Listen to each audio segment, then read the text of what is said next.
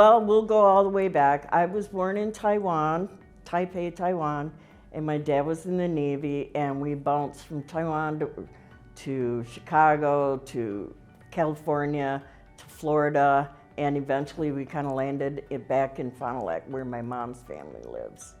And then we moved here to Green Bay when Mom remarried. When I was little, I thought I would be a nurse or a vet. I started babysitting when I was really young because you could get away with it then. I was 8, 9 watching a neighborhood full of kids. And I think that's really where it started, because I would always gather the kids that were picked on. They were called names, they were picked on, their brothers and sisters railed them, and they were my little kids, and they always hung with me. And from that, I ended up in high school. I got involved in, they had just started a program for teens to help other handicapped teens. And I got involved in that because I thought it was really cool. Somebody needed to stick up for them. Of course, I was out getting drunk all the time with my friends from high school. And I ended up finally getting sober, and I said I had a friend who caught on to me and said, "You need to go into AODA, Lecia." And I'm like, "What do you mean?" She goes, "These kids need to hear it from you. You did exactly what they're doing."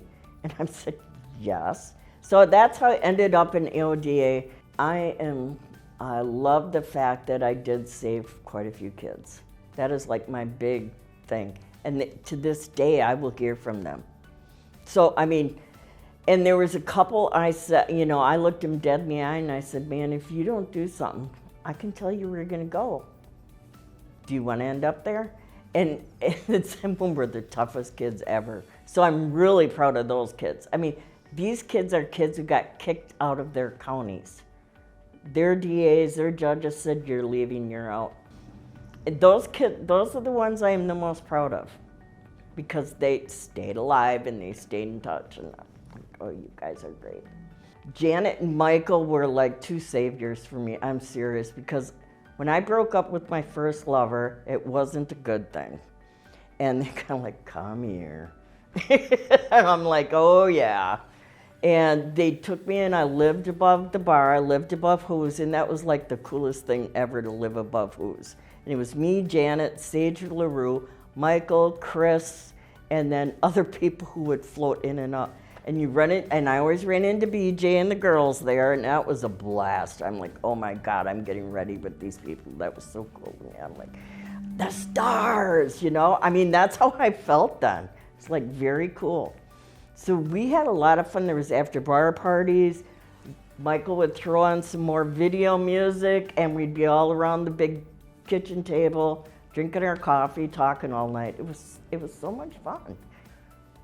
I love living up there. You literally were in your happy home with your best friends, and it was wild. My mother was an activist, and I think my mother's way of doing things back in the day was probably what's coming back out again. Mom brought a union into her department store, which I was like, "Mom, you're a rock star." And she got called women's liber all the time. And they would tease her and say, "You gonna burn your bras?" And my mother said, "If I need to, yeah." Hell yeah. She was tough. I take all that strength of not being afraid to say what you gotta say, and that's where I'm at. I'm like, I'm not gonna bite my tongue. I am a lesbian who loves women, and get over it, you know? And I loved being on stage. I loved doing those shows. I miss that. I mean, if there's the biggest thing that ever grabbed me, it was that. It was doing shows and staying sober. Because people couldn't believe I was on stage. So, "What do you mean you don't drink?" And I said, "I'm gonna remember all this. You're not." Seriously. I loved doing it. I loved being out with the family.